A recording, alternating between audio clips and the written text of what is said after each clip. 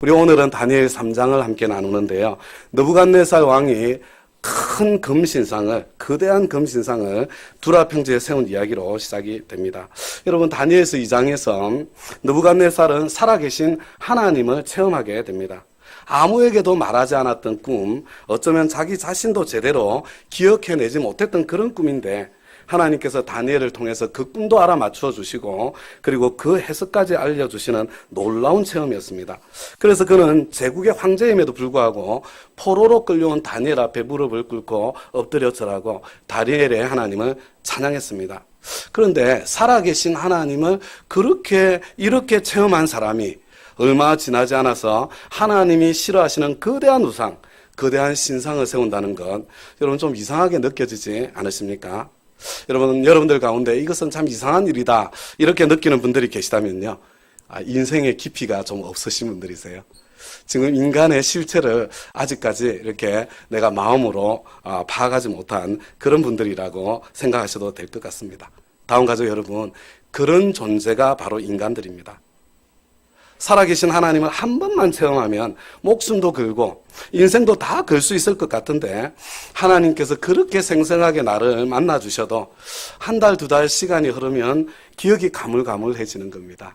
1년, 2년 세월이 흐르면 마치 하나님께서 계시지 않으신 것 같고 우연히 그런 일이 일어난 것처럼 그렇게 느껴지고, 그래서 이전의 모습으로 쉽게 되돌아가 버리는 것이 저와 여러분이고 또 인간인 것을 세월이 갈수록 더 깊이 경험하게 되는 것 같습니다. 여러분, 느부갓네살 왕이 꿈에 보았던 것이 무엇입니까? 거대한 신상과 그 신상이 박살나는 그런 꿈이었습니다. 우리 다니엘 2장 31절부터 36절까지인데요. 저와 여러분 교대로 한번 읽어보도록 하겠습니다. 임금님은 어떤 거대한 신상을 보셨습니다.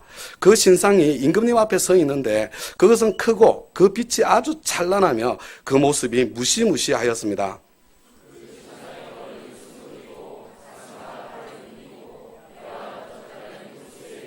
그 무릎 아래는 쇠이고 발은 일부는 쇠이고 나머지는 진흙이었습니다.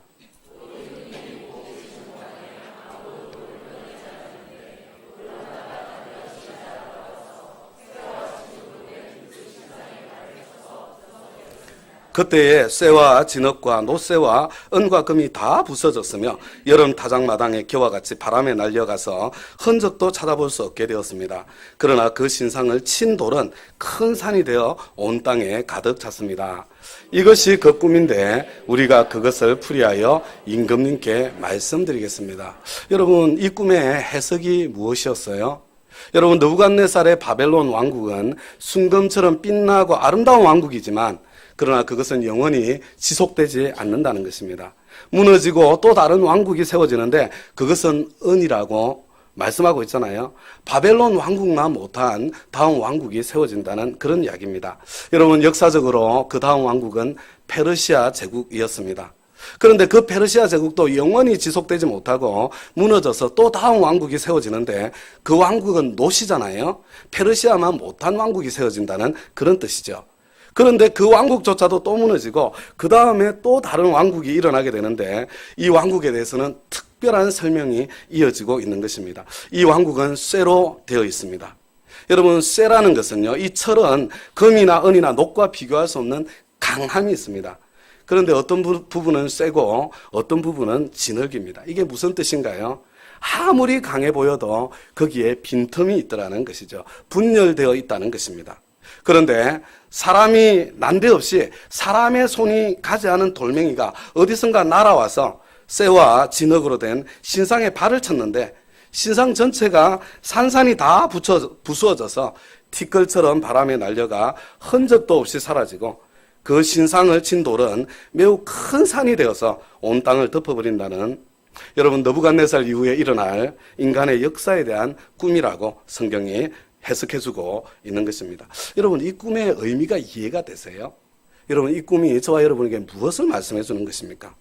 느부갓네살이 통치하는 바벨론 왕국이 아무리 강해 보여도 그것은 영원히 지속될 것이 아니라 역사 속에서 사라질 것이고 이어지는 다른 왕국도 마찬가지고 오직 하나님의 왕국만이 영원히 서게 될 것이라는 그런 뜻입니다. 인간이 세운 제국은 아무리 강해 보여도 흥망성쇠를 거듭하고 반복할 뿐이요, 영원한 것은 하나님 나라밖에 없다는 뜻입니다. 하나님께서 역사의 주권자로 당신의 나라를 세워가는 과정 속에 있다는 뜻이지요.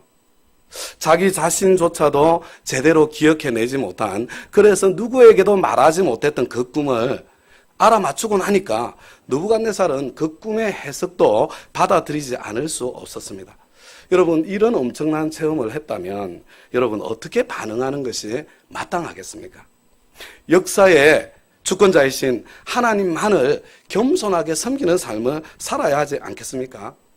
그런데 어떻게 하나님을 섬기기는커녕 오히려 거대한 우상, 금신상을 만들 수 있다는 말입니까?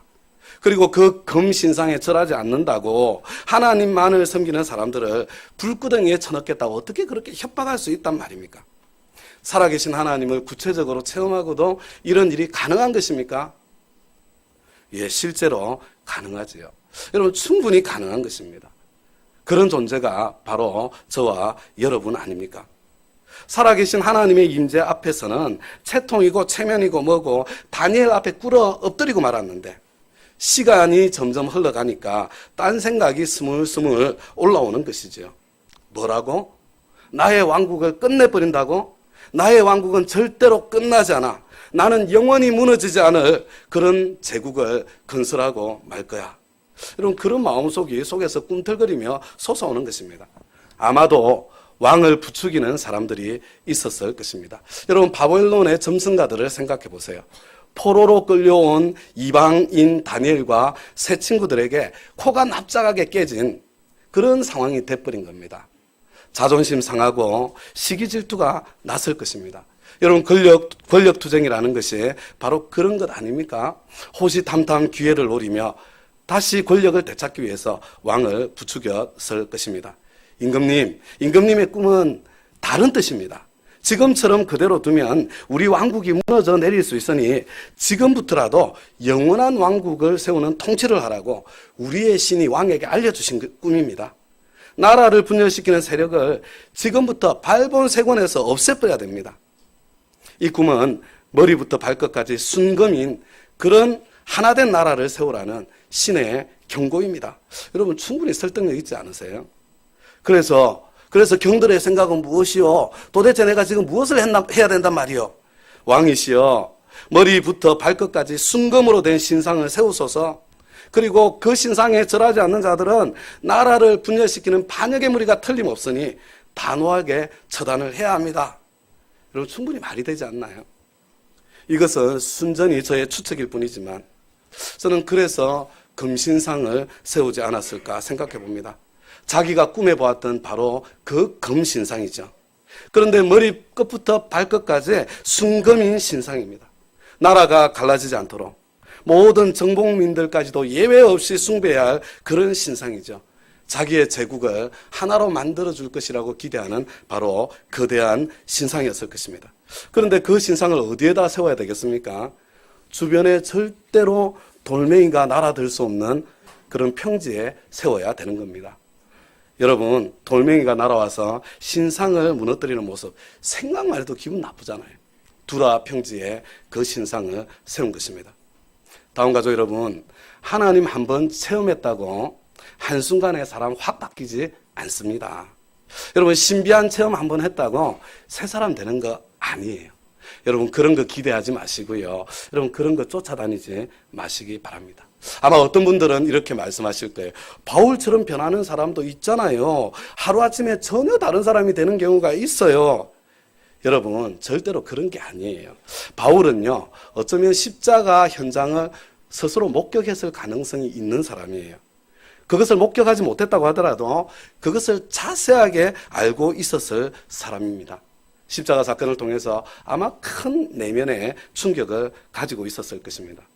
바울은 스데반 집사님을 순교시키는, 죽이는 그 사건을 주도하면서 스데반 집사님이 순교하는 그 모습에 또 충격을 받았을 것입니다.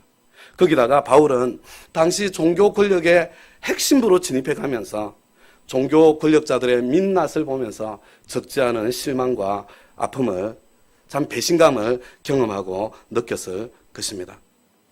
거기다가 수많은 그리스도인들을 체포하여 박해하는 가운데, 근데 그들이 선으로 악을 갚아나가는 모습을 보면서 또 충격을 받았을 때 내면에 흔들리는 흔들림이 수없이 있었을 것입니다. 그런 충격들이 모이고 쌓인 가운데 여러분, 다메섹 도상에서 부활하신 주님께서 결정타를 날려주시는 거예요. 그래서 마치 하루아침에 변한 사람이 된 것처럼 그렇게 엄청난 변화를 보여준 거죠. 다음 가족 여러분, 저는요 12월 1일부터 다니엘 금식을 시작을 했습니다. 그동안 제가 체중이 8kg이 줄었습니다. 어느 날 하루아침에 갑자기 먹는 즐거움과 음식에 대한 관심이 확 사라진 것이 아니에요. 여러분, 제 마음속에는요 목사님이 되고 난 이후로 끊임없는 마음의 부담이 있었습니다. 제가 여러분에게도 여러 번 말했잖아요. 제가 체중이 줄면 우리 교회에 부흥이 올 것이라고. 제가 여러 번 체중을 줄여보려고 시도를 했습니다. 그러나 무너지기를 반복해 온 것입니다. 제 아내가 하도 답답해서 그런지, 목사님 말만 하고 제대로 못하니까 내가 부끄러워 죽겠으니까 제발 체중 줄이겠다는 이야기 이제 그만하세요. 그냥 차라리 나온 배를 당당하게 여기면서 사세요. 저에게 그렇게 부탁을 했습니다.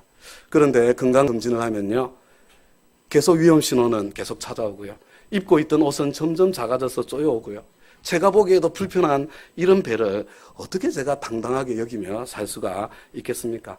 근데 그런 시도와 실패를 제가 반복하던 중에 디모데 전서를 설교하게 된 거예요.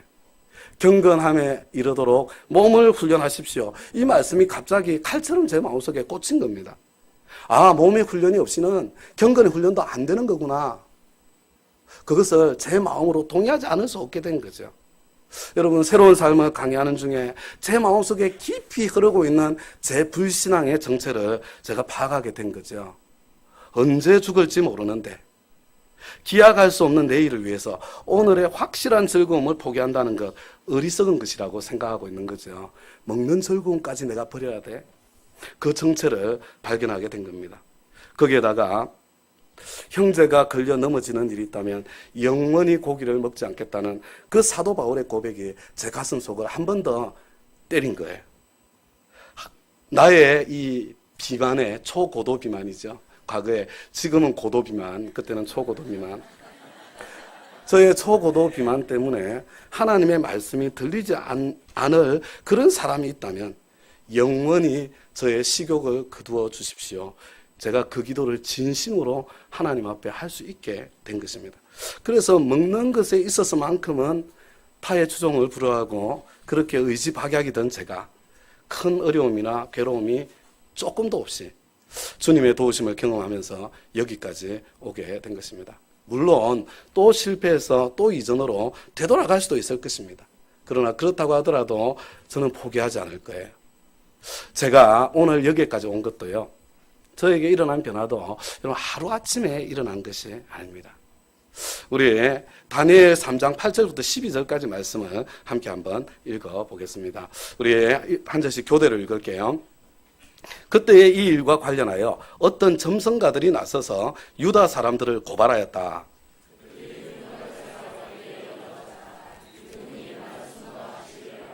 임금님이 명령을 내리시기를 나팔과 피리와 금은고와 사형금과 칠형금과 풍수 등 갖가지 악기 소리가 나면 누구나 금신상 앞에 엎드려서 절을 하라고 하셨고,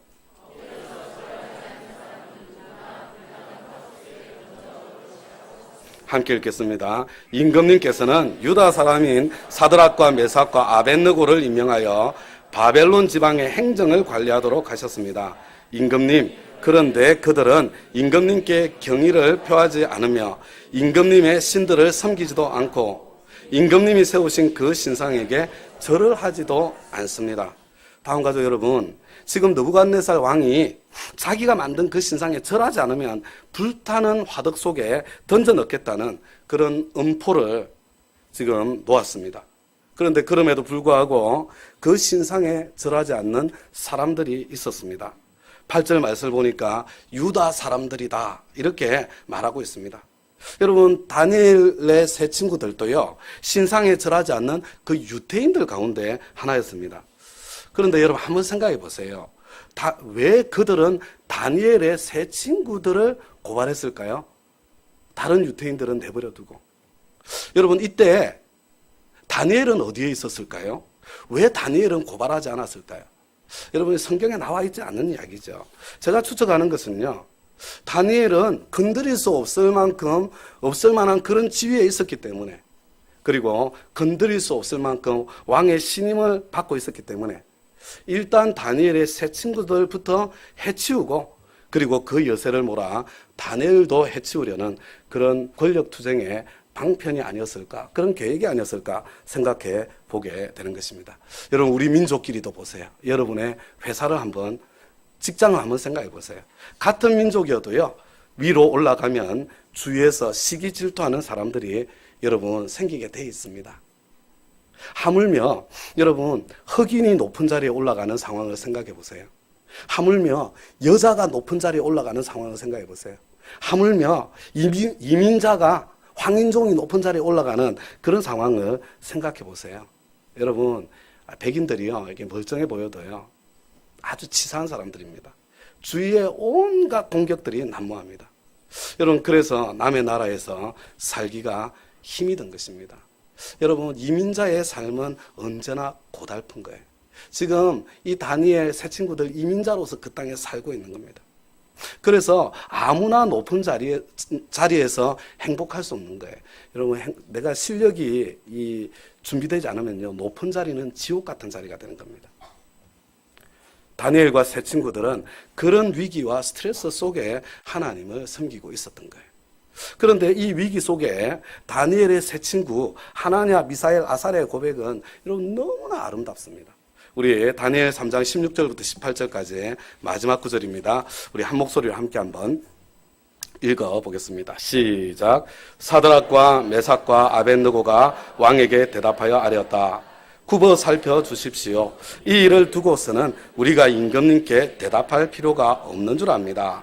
불 속에 던져져도 임금님, 우리를 지키시는 우리 하나님이 우리를 활활 타는 화덕 속에서 구해주시고 임금님의 손에서도 구해주실 것입니다.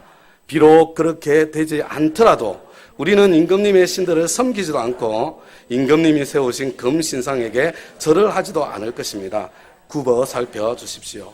왕이시여, 왕이 우리를 불 속에 던져 넣는다고 하더라도 살아계신 우리 하나님께서 우리를 건져 구원해 주실 것입니다. 그렇게 되지 않는다 하더라도, 그리 아니하실지라도, 하나님께서 우리의 목숨을 건져 주시지 않는다 하더라도 우리는 그래도 믿음을 지키겠습니다. 우리는 그래도 우상에게 절하지 않겠습니다. 우리 믿음 때문에 크고 작은 손해를 보고 생명의 위협까지 받는다 하더라도 우리는 끝까지 우리의 믿음을 지킬 것입니다. 그런 고백을 지금 엄청난 고백을 하고 있는 겁니다.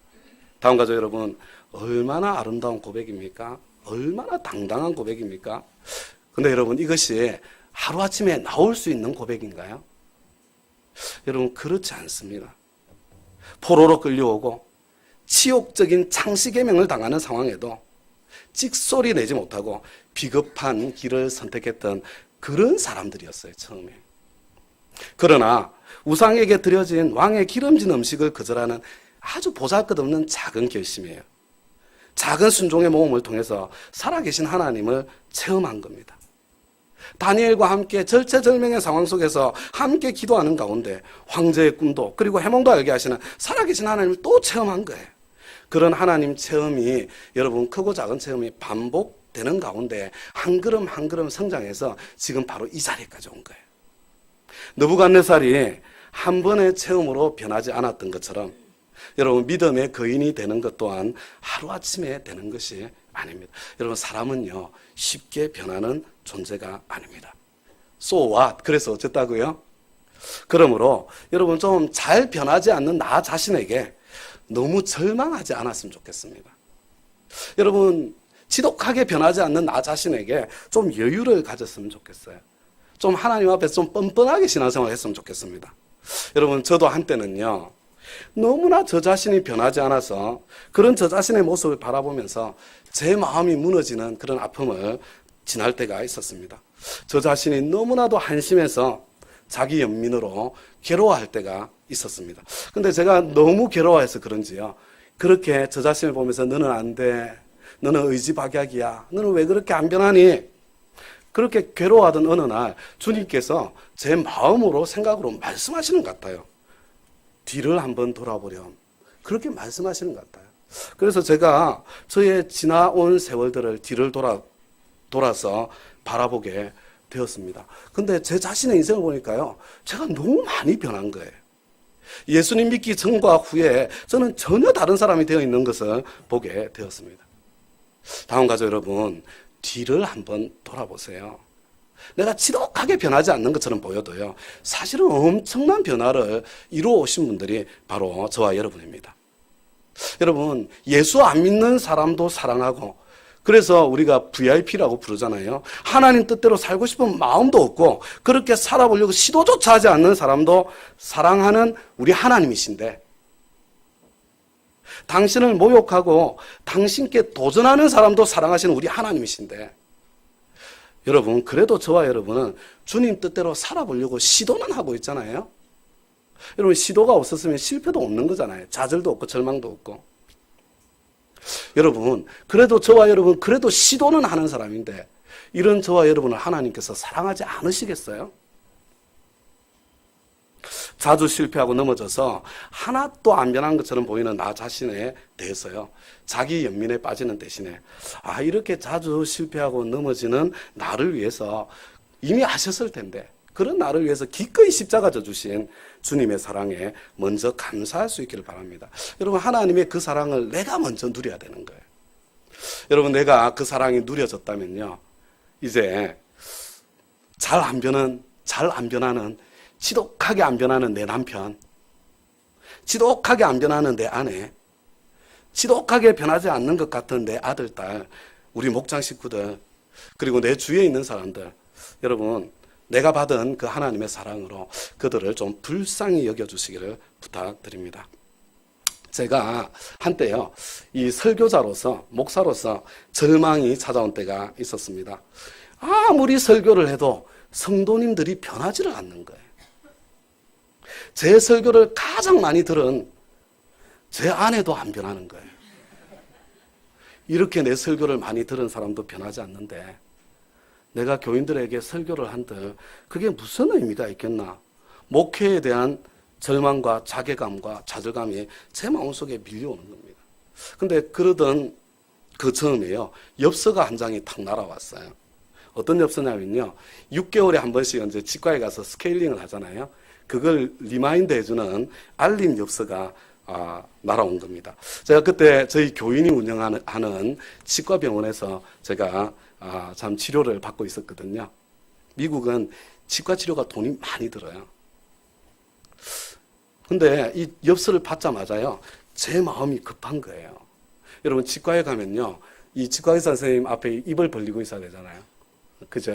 우리 교인 자매님 의사 선생님인데 목사님이 입을 벌리고 있는 거예요. 근데 여러분, 이 의사 선생님들은요, 입을 딱 보면 이 사람이 치아 관리를 어떻게 하고 있는지 그냥 딱 보면 알아요.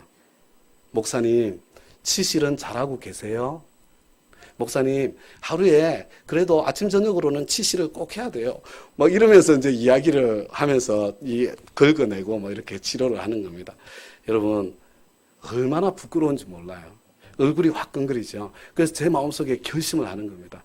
내가 6개월 뒤에 올 때는 반드시 날마다 치실을 해서 내가 이렇게 부끄럽지 않게 이분을 맞이하리라, 이렇게 생각을 하고요. 그리고 계속 이야기하니까 결심을, 굴뚝같이 결심을 한다니까, 예, 열심히 할게요. 근데 여러분, 처음 2, 3주는 그게 돼요. 막 이렇게 하다가요, 점점점 시들해져 가는 거예요.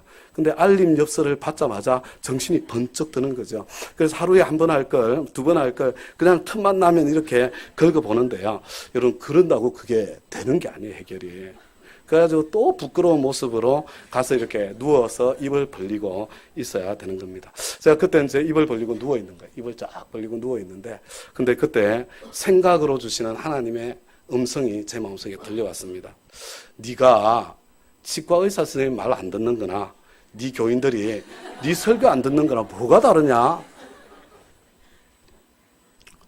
지독하게 변하지 않는 제 자신의 모습을 보면서 지독하게 변하지 않는 우리 교인들의 모습이 이해가 되기 시작했습니다. 저는요, 그날 이후로 변하지 않는 교인들의 모습에 대한 조급함, 답답함, 실망감이 완전히 사라지게 되었습니다. 아, 원래 인간은 잘 변하지 않는 것이로구나. 그게 정상이로구나. 변할 때는 하나님의 은혜가 임한 것이로구나. 저 자신에 대해서도 용납하는 마음을 함께 갖게 되었습니다. 지독하게 말 안 듣는 자녀들 때문에 속상하세요? 지독하게 변하지 않는 것 같은 배우자 때문에 여러분 속이 상하십니까? 그런 여러분들은 목사님 설교 말씀 경청하고 순종하면서 변하고 계세요? 여러분, 그런 여러분들은 남편의 말, 아내의 말 들어주면서 지금 변하고 있습니까? 그런 여러분들은 자녀들의 말을 들으면서 나를 고치고 있나요? 그런 여러분들은 여러분의 자녀들만 할 때 여러분들 부모님 말씀 잘 들으시고 나를 고쳐 가셨나요? 다음 가족 여러분, 여러분의 남편을 좀 불쌍히 여겨주세요. 여러분의 아내를 좀 불쌍히 여겨주시기 바랍니다. 여러분, 여러분의 자녀들을 좀 불쌍히 여겨주세요. 여러분의 부모님들 좀 불쌍히 여겨주세요. 여러분, 하기 싫어서 안 하는 게 아니에요. 못해서 못하고 안 돼서 못하는 거예요. 안 변한 부분 그것 붙잡고 호통치고 비난만 하지 마시고요. 여러분, 좀 멀리 한번 뒤돌아 보아주세요. 그리고 변한 부분을 기억하고 변한 부분을 붙잡고 여러분 그것을 칭찬하고 격려해 주시기 바랍니다. 이런 칭찬은 고래도 춤추게 한다고 하지 않습니까? 물론 인간은 잘 변하지 않지만 하나님께서 일하시면 반드시 변하게 되어 있습니다. 여러분, 사람을 고치는 일은 하나님께서 하실 거예요. 여러분, 하나님께서 하실 일은 하나님께 그냥 맡겨놓고요. 나는 내 할 일 열심히 하면 되는 겁니다. 여러분, 내 할 일이 무엇입니까? 내 남편 고치고 내 아들, 딸 고치고 내 아내 고치는 것, 그거는 하나님께서 하실 거니까 하나님을 기대하면서 하나님께 기도하면서 나는 사랑하기에 힘쓰는 것입니다. 격려하고 칭찬하고 기도하고 그리고 끝까지 포기하지 않고 또 사랑하기를 선택하는 것. 여러분, 그것이 저와 여러분이 해야 될 일입니다. 다음 가족 여러분, 무엇이든지 혼자서는 하기가 힘이 들어요. 다니엘의 세 친구가 그렇게까지 용감할 수 있었던 것은 저는 셋이 함께 했기 때문이 아니겠는가 그렇게 생각해 봅니다. 그들은 셋이었기 때문에 서로 격려하며 그 길을 택할 수 있었던 것 같습니다. 여러분, 세 겹줄은 쉽게 끊어지지 않습니다. 우리 목장을 좀 소중히 여기십시다. 그리고 우리 목장에서요, 서로 사랑과 선행을 좀 격려하십시다. 모이기 어렵다고 모이기를 패하는 어떤 사람들의 습관을 따라가지 마십시다. 상황이 어려우면 어려울수록 더 모이기를 힘써 보십시다. 여러분, 제가 여러분들한테 한번 물어보고 싶어요. 오늘 다니엘 금식 마지막 날인데요. 여러분의 다니엘 금식을 한번 돌아보세요. 어떤 가족, 어떤 목장은요, 아마 서로 격려하면서 우리 다니엘 금식 잘해보려고 노력한 그런 가족과 목장이 있을 것입니다. 그런데 어떤 가족, 어떤 목장은 적당히 해, 대충 해, 편하게 해. 너 해, 나는 안 하는데. 그러면서 서로 무너뜨리는 여러분 그런 목장으로, 그런 가족으로 지내지는 않았습니까? 물론 못하는 사람 상처받지 않도록 배려하는 좋은 마음으로, 좋은 뜻으로 그렇게 하셨다는 것 알고 있습니다. 그러나 여러분, 진짜 저와 여러분 마음속에 무엇이 일어나고 있는지 그것을 한번 살펴보셔야 됩니다. 다음 가족 여러분, 왜 서로 권면하고 격려하는 게 힘든 줄 아세요? 여러분, 여러 가지 이유가 있을 수 있습니다. 그런데 여러분, 서로 권면하고 격려하는 게 안 되는 그 가장 중요한 이유가 뭐냐면요, 교만해서 그렇습니다. 교만해서. 여러분, 교만한 분들은요, 권면이나 격려를 받으면 자기를 간섭한다고 생각을 합니다. 내가 알아서 할 텐데, 내버려두면 내가 알아서 할 텐데 왜 자꾸 나한테 간섭하냐는 거예요. 여러분, 이게 잠언 이야기의 거의 대부분 아니에요? 그러니까 어떤 생각이 들어요? 격려, 권면을 들으면 간섭받는 것 같은 불쾌한 기분들이 내 안에서 그 교만에서 생기는 거거든요. 그게 일어나니까 내가 다른 사람들한테 권면하고 격려하면 아마 저 사람도 나 같아서 불쾌하게 생각하고 참 불편하게 생각할 것이다. 자기를 간섭한다고 생각할 것이다. 그렇게 지금 내가 단정을 짓는 겁니다. 그러니까 어떻게 격려하고 권면하는 삶을 내가 살 수 있어요? 싫은 소리 듣기 싫은데. 하나님께서 성경 말씀에 사랑과 선행을 서로 격려하라고. 여러분, 하나님께서 그렇게 명백하게 말씀하고 있는데도 그 하나님의 말씀조차 무시해버리는 겁니다. 그리고는 나는 마음이 따뜻하고 겸손한 사람이고 상처받는 사람들을 배려할 줄 알고 생각이 깊은 사람이고 그렇게 자기를 속이는 겁니다. 실제로는 조금도 싫은 소리를 듣지 못하는 교만한 사람인데 자기가 꽤 괜찮은 사람인 것처럼 스스로 속이고 있는 것이죠. 기분 나쁘신 표정이에요. 모든 분들이 다 그렇다는 건 아닙니다. 우리 교회에 전 교회적인 무슨 중요한 일이 있을 때 서로 권면하고 격려하는 분위기가 형성될 수 있기를 기대하고 소망해 봅니다. 다니엘의 세 친구들의 순종의 모험은 불구덩이 속에서 머리털 하나 타지 않는 불냄새조차 나지 않는 기적이 일어나는 통로가 되었습니다. 그런데 여러분 아세요? 이 기적이 느부갓네살에게 큰 축복이 되는 겁니다.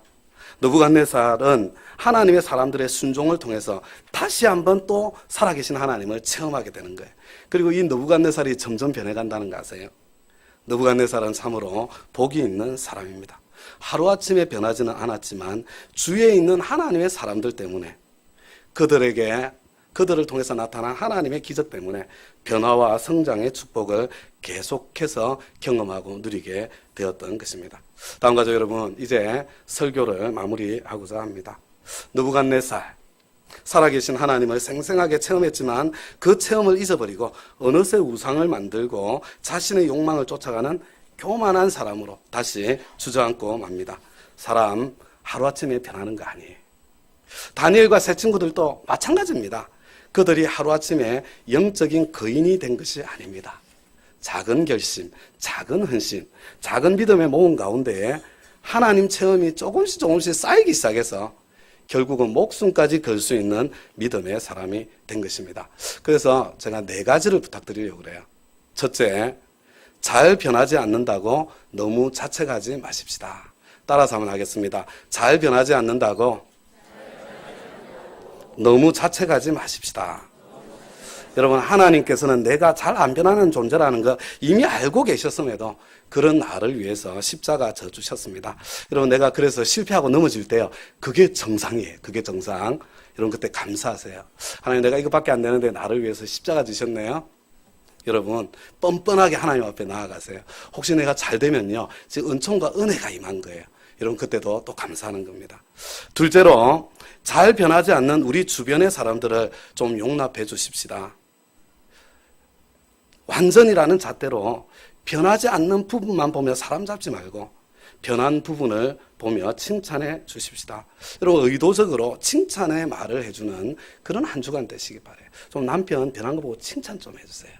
아내 변한 거 보고 칭찬 좀 해주세요. 많이 변했어요. 제가 보니까 많이 변했어요. 여러분, 아들, 딸 변한 거 보고 칭찬 좀 해주세요. 세 번째로요, 작은 결심, 순종의 모험을 계속해 나가십시다. 여러분, 작은 체험이 쌓여야 그것들이 쌓여서 믿음의 거인이 되는 것입니다. 제가 실명을 거론해서 죄송하지만요, 제가 실명을 거론해서 한 가지 말씀드리려고 그래요. 우리 김은희 목녀님이라고 계십니다. 모르는 분도 있으실 거 아는 분도 있으실 텐데요. 제가 보기에는요, 우리 김은희 목녀님은 우리 교회의 어느 누구보다도 바쁜 사람 같습니다. 시어머니 모시고 살거든요. 며느리, 아내, 엄마, 거기다가 직장생활하고 있습니다. 직장생활까지. 그런데 매주 수요 예배를 빠지지 않고 출석을 하세요. 할 수 있으면 새벽 예배 드리려고 엄청나게 노력하십니다.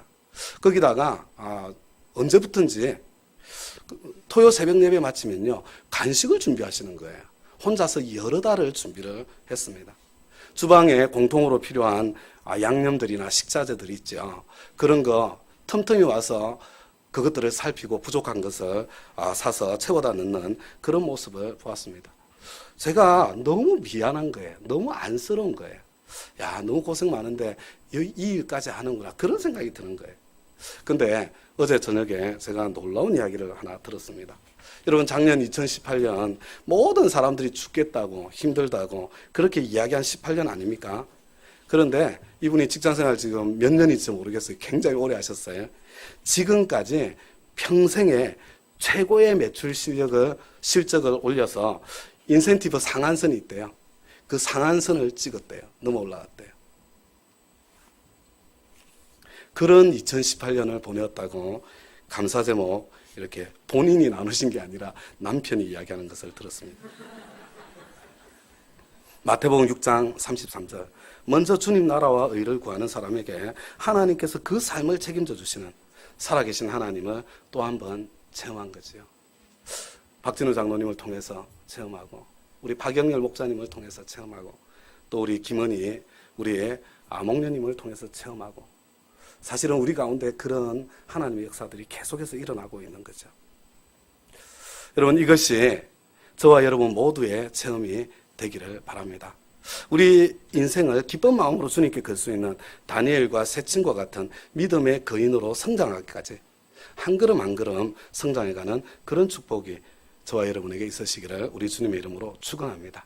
그리고 내 인생에 일어나는 그런 기적 때문에 내 가까이에 있는 참 아직 예수님 만나지 못한 느부갓네살 같은 그런 사람들의 마음이 변화되고 녹아지고 참 예수 믿고 구원을 얻는 그런 역사가 일어나기를 기대하고 소망하는 겁니다. 넷째로, 혼자서는 잘 안 됩니다. 따라서 하겠습니다. 혼자서는 잘 안 됩니다. 여러분, 혼자서는 잘 안 되는 게 정상이에요. 서로 사랑과 선행을 권면하고 격려하는 공동체가 중요합니다. 하나님께서 사랑과 선행을 서로 격려하라고, 모이기 힘들수록 모이기를 피하지 말고 더욱더 힘쓰라고 말씀해주고 계십니다. 먼저 권면과 격려를 받을 줄 아는 겸손한 사람이 좀 되십시다. 냅두세요. 내가 알아서 할 테니까 남의 인생 간섭하지 마세요. 그런 거 말고요. 여러분, 권면과 격려를 기쁜 마음으로 받아줄 줄 아는 사람 먼저 되기를 바라고요. 그래서 그것을 넘어서 함께 서로를 사랑과 선행을 격려하고 권면하는 그런 목장을 함께 만들어 가십시다. 우리 목장을 소중히 여기십시다. 이제 우리 다 함께 자리에서 일어나셨어요. 여러분, 내가 주님 나라와 의를 구하며 작은 믿음의 실험, 순종의 모험을 해나가면 잘 변하지 않는 나인데도 점점 믿음의 거인으로 만들어 가시는 전능하신 우리 주 하나님이세요. 그 하나님을 바라보시면서 전능하신 나의 주 하나님은 우리 하나님 앞에 함께 찬송하겠습니다.